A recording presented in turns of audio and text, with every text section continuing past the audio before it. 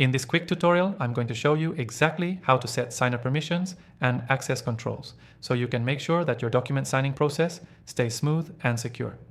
Stick around to the end because I'll also show you how you can make the process even easier with an exclusive tool that's got you covered. When you're setting up a document for e-signature, it's crucial to define who can do what within the document. Permissions ensure that the right people have access to the right parts of the document without risking any unauthorized changes or viewings. You don't want anyone making edits to the wrong section or seeing confidential information they shouldn't. So let's dive in. First off, when you upload your document into the software, the first step is assigning signer roles. Typically, you'll find options like signer, approver, or viewer. These roles determine what each person can and can't do. As you assign roles, make sure to set these based on what you need, like who can sign, who can just view, and who can approve. You can even specify if someone should be able to edit or add comments to a document. Once you've set the signer roles, it's time to configure permissions. This is where you get granular. Some software allows you to set up specific areas of the document that each signer can access. For example, you might want one person to only be able to sign at the bottom of the document, while another might be able to fill out certain fields but not see others. This gives you full control over who can do what and when. Next, let's talk about access controls. Setting up access controls allows you to limit the number of attempts a signer has to open or sign a document. For extra security, you can even require two-factor authentication before someone can access the document.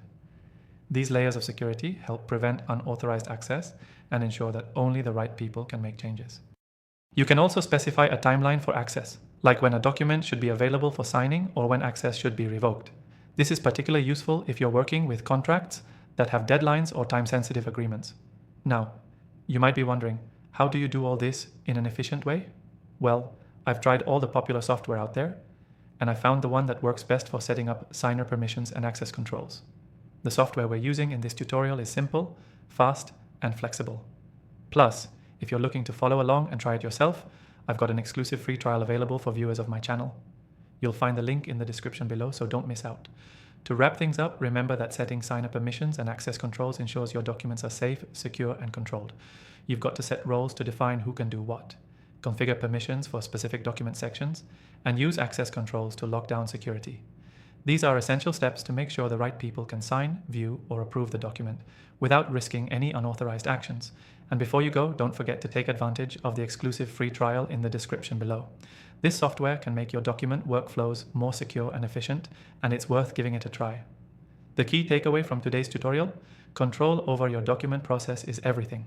So make sure you're setting your signer permissions and access controls correctly to ensure security, clarity, and efficiency. Thanks for watching, and I'll see you in the next one.